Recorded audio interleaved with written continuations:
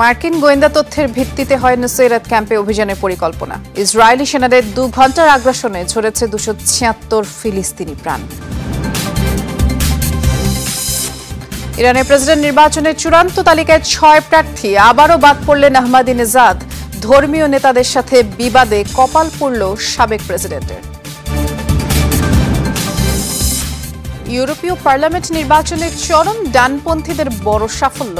কট্টরপন্থীদের দাপটে কোণঠাসা উদারপন্থীরা। অভিবাসন বিরোধী শক্তির আরও কঠোর হওয়ার শঙ্কা।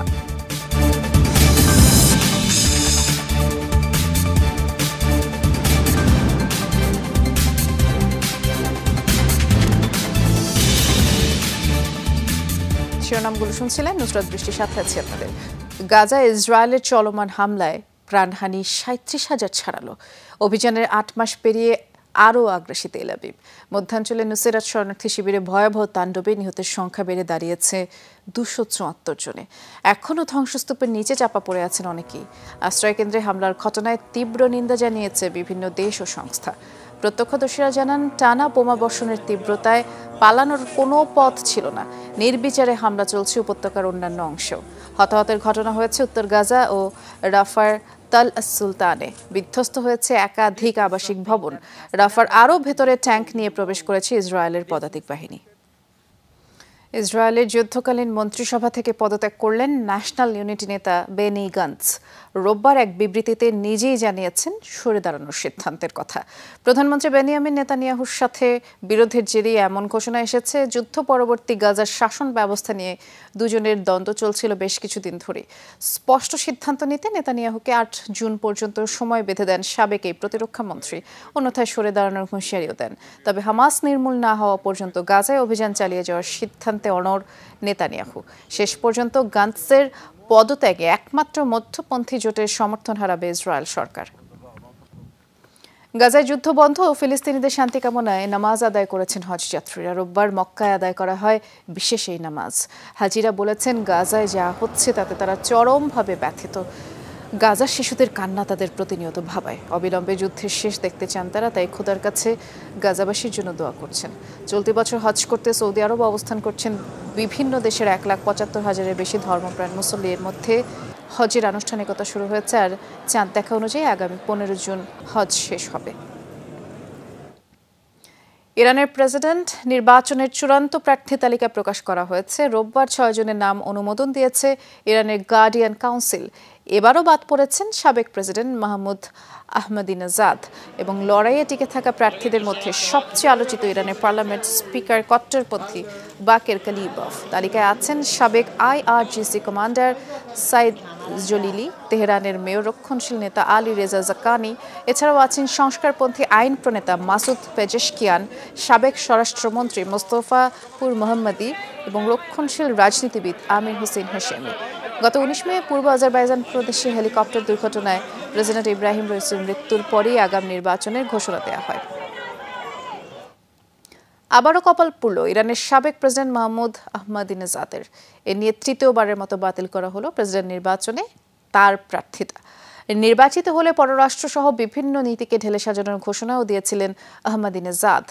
আন্তর্জাতিক বিভিন্ন গণমাধ্যম বলছে, এর ফলে প্রশাসনের বিভিন্ন পর্যায়ে প্রভাব কমবে গার্ডিয়ান কাউন্সিলের। আহমাদিনেজাদের জনপ্রিয়তাকেও ধর্মীয় নেতাদের জন্য হুমকি হিসেবেই দেখা হচ্ছে।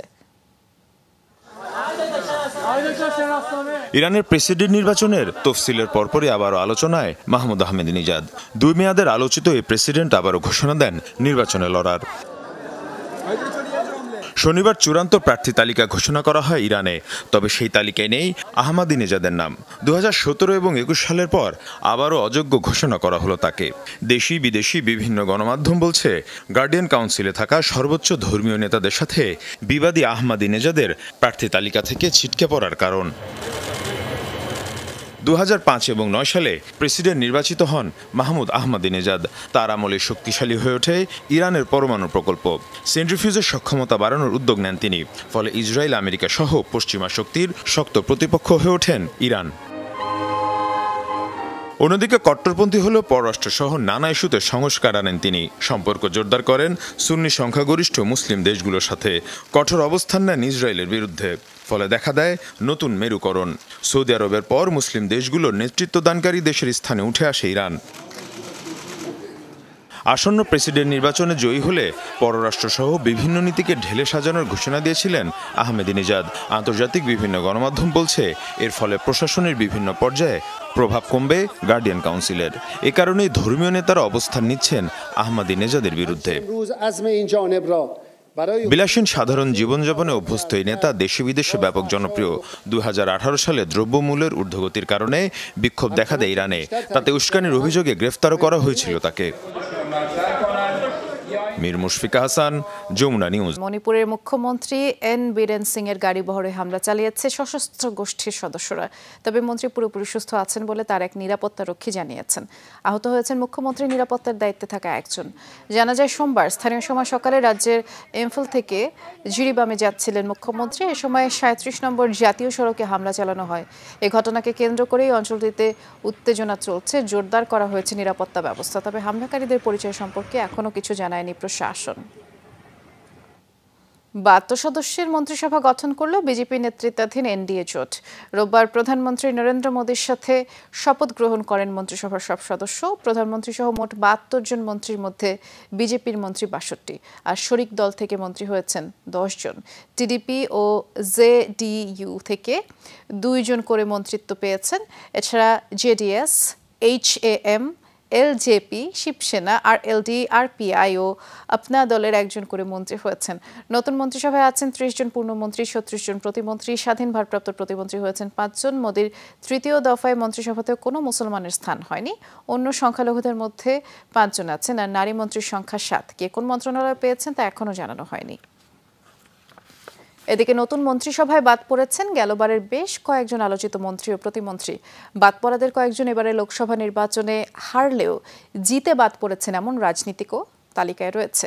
এবারে মন্ত্রিসভায় স্থান হয়নি অনুরাগ ঠাকুর, স্মৃতি ইরানি, রাজীব চন্দ্রশেখর ও পি রূপলার। এর মধ্যে স্মৃতি ইরানি ও রাজীব চন্দ্রশেখর নিজ নিজ আসনে কংগ্রেস প্রার্থীর কাছে হেরেছেন। হিমাচল প্রদেশের হামিরপুর আসনে 1,82,350 ভোটে প্রতিদ্বন্দ্বীকে হারিয়ে টানা 5 বার লোকসভা নির্বাচনে জিতেছেন অনুরাগ ঠাকুর। আর গুজরাটের রাজকোট থেকে প্রতিদ্বন্দ্বী প্রার্থীকে 4,84,260 ভোটে হারিয়েছেন রূপলা।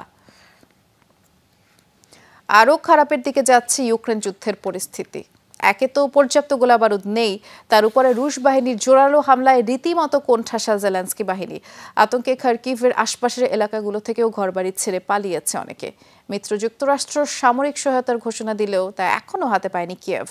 দ্রুত গোলাবারুদ না পেলে পরিস্থিতি আরও ভয়াবহ হবে বলে শঙ্কা সেনাদের।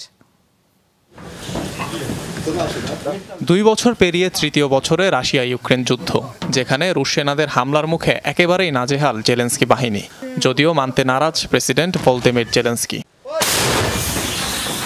ইউক্রেনীয় সেনাদের দাবি ঘাটতি আছে গোলাবারুদ সহ প্রয়োজনীয় যুদ্ধ সরঞ্জামের, অভাব আছে জনবলেরও। দিন যত গড়াচ্ছে ততই খারাপ হচ্ছে রণাঙ্গনের পরিস্থিতি। একটা সময় দিনে প্রায় 80টার মতো গোলা ছোড়া হতো। এগুলো ছুটতে ছুটতে আমাদের হাত ব্যথা হয়ে যেত, ক্লান্ত হয়ে পড়তাম। কিন্তু এখন চুপ করে বসে আছি। রুশ সেনারা আমাদের দিকে গোলা ছুড়লেও মোকাবিলা করার মতো কিছুই নেই আমাদের। এখন সবকিছু কঠিন হয়ে পড়েছে। ফ্রন্টলাইনের পরিস্থিতি আর আগের মতো নেই। রাশিয়ার হামলায় বিচ্ছিন্ন ইউক্রেনের বেশ কিছু অঞ্চল। যোগাযোগ ব্যবস্থা ব্যাপকভাবে ভেঙে পড়েছে খার্কিভের আশপাশের গ্রামগুলোয়। আতঙ্কে এলাকা ছেড়েছেন অনেক বাসিন্দা। আমরা পুরো দুনিয়া থেকে বিচ্ছিন্ন। আমাদের কাছে কোনো তথ্য নেই, টিভি রেডিও কিছুই নেই। তারা আমাদের কাছ থেকে সবই নিয়ে গেছে। গ্রামের সবার সাথেই তারা এমন করেছে। খার্কিভের পর এবার চাসিভিয়ারে আক্রমণের পরিধি বাড়িয়েছে পুতিন বাহিনী, যা দখলে নিলে যুদ্ধে কৌশলগতভাবে অনেকটাই এগিয়ে যাবে মস্কো। সহজ হবে দোনেৎস্কের বাকি এলাকাগুলোরও নিয়ন্ত্রণ নেওয়া। জোরদার হওয়া এই হামলা ঠেকাতে গোলাবারুদের ঘাটতি অনেকটাই ভোগাবে ইউক্রেনকে, এমনটাই বলছেন সামরিক বিশ্লেষকরা। যুক্তরাষ্ট্রের কংগ্রেসে $60 বিলিয়ন সামরিক সহায়তার প্রস্তাব পাশ হলেও ঠিক কবে নাগাদ এসব অস্ত্র কিয়েভে পৌঁছাবে তা নিয়ে সংশয় থেকেই যাচ্ছে। অনিক রহমান, যমুনা নিউজ। ইউরোপীয় পার্লামেন্ট নির্বাচনে বড় সাফল্য পেয়েছে চরম ডানপন্থী দলগুলো। কট্টরপন্থীদের দাপটে রীতিমতো কোণঠাসা বাম, উদার এবং মধ্যপন্থী দলগুলো। বিশেষ করে ফ্রান্স, জার্মানি এবং অস্ট্রিয়ায় নির্বাচনের ফলাফলকে বড় ধাক্কা হিসেবেই দেখা হচ্ছে। এতে করে আরও কঠোর হয়ে উঠতে পারে ইউরোপের অভিবাসন বিরোধী শক্তি।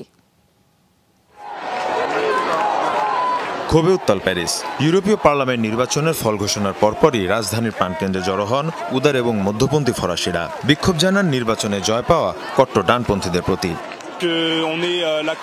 আমাদের মতো যারা অভিবাসীদের সন্তান আছে তারাই যোগ দিয়েছেন এই বিক্ষোভে। এই নির্বাচন আমাদের প্রতিনিধিত্ব করছে না। ফ্রান্স কিংবা ইউরোপের যে কোনো স্থানেই হোক না কেন, আমরা কট্টরদের বিরুদ্ধেই থাকব। ইউরোপে যা হচ্ছে তাতে আমরা শঙ্কিত। এই ফলাফলেই প্রমাণ হয়েছে যে পার্লামেন্ট নির্বাচনে তরুণদের পক্ষ থেকে কোনো প্রতিনিধিত্ব নেই। বিরোধী নেতা মেরি লু পেনের দল ন্যাশনাল র্যালি পেয়েছে প্রায় 33% ভোট, যা প্রেসিডেন্ট ম্যাক্রনের রেনেসা পার্টির তুলনায় দ্বিগুণেরও বেশি। এর পরপরই পার্লামেন্ট বিলুপ্তির ঘোষণা দেন প্রেসিডেন্ট ইমানুয়েল ম্যাক্রন। ফ্রান্সের সাধারণ মানুষ কি চায় সেটা তারা ভোটের মাধ্যমেই জবাব দিয়েছেন। দেশের মানুষ জেগে উঠেছে। 40 বছরের মধ্যে সর্বাধিক সমর্থন পেয়েছি আমরা।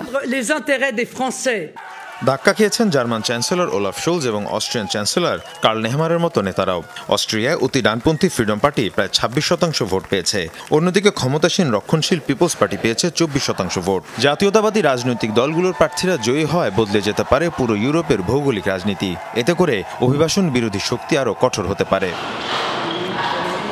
4 দিন ধরে চলা ইউরোপীয় পার্লামেন্ট নির্বাচনের ভোট গ্রহণ শেষ হয় রোববার। এবার 21টি দেশের প্রায় 35 কোটি ভোটার ভোট দেন। মীর মুশফিকা হাসান, যমুনা নিউজ। এবার সিডনিতে মার্কিন কনসুলেটে হামলা চালালো ইসরায়েল বিরোধী এক বিক্ষোভকারী। সোমবার স্থানীয় সময় ভোর 3টায় এই ঘটনা ঘটে। স্থানীয় গণমাধ্যমগুলো জানিয়েছে ভেঙে দেওয়া হয়েছে ভবনের 9টি কাচের জানালা। ভবনের সিসিটিভি ফুটেজে দেখা যায় হাতুড়ি দিয়ে জানালার কাছে একের পর এক আঘাত করছেন ওই ব্যক্তি। পরে স্প্রে পেইন্ট দিয়ে ভবনের দেয়ালে লিখে দেন ফ্রি গাজা। এ সময় তার গায়ে ছিল হুডি দিয়ে মুখ ঢাকা থাকায় মুখ দেখা যায়নি। সামাজিক মাধ্যমে এই ভিডিও ইতিমধ্যেই ভাইরাল, জানিয়ে আতঙ্ক ছড়াচ্ছে। এখনও তার নাম পরিচয় জানা যায়নি। পুলিশ জানিয়েছে দুর্বৃত্তকে ধরতে তদন্ত চলছে। যে কোনো সময় ভবন ধসে পড়বে, রীতিমতো শূন্যের উপরে ভিতের একটি অংশ। এমন ঝুঁকিপূর্ণ দশায় চিলের একটি বিলাসবহুল আবাসিক ভবন। শনিবার রাতভর চলা বৃষ্টিতে ভয়াবহ ভূমিধস হয় সমুদ্র তীরবর্তী ভালপারাইসো শহরে। বিভিন্ন এলাকায় তৈরি হয় বিপজ্জনক পরিস্থিতি এবং সেখানে একটি ভবনের অনেকটা অংশই নিচ থেকে মাটি সরে যায় আর তৈরি হয় প্রায় 30 মিটার গভীর একটি গর্ত। ওই ভবনের ভিত নড়বড়ে হয়ে পড়ে। জানা যায় যে ভবনটিতে অন্তত 60 জন বাসিন্দা আছে। নিরাপদ স্থানে সরিয়ে নিয়েছে জরুরি বিভাগের সদস্যরা। স্থানীয় কর্তৃপক্ষ বলছে আরও কিছুদিন বৃষ্টিপাত চলবে।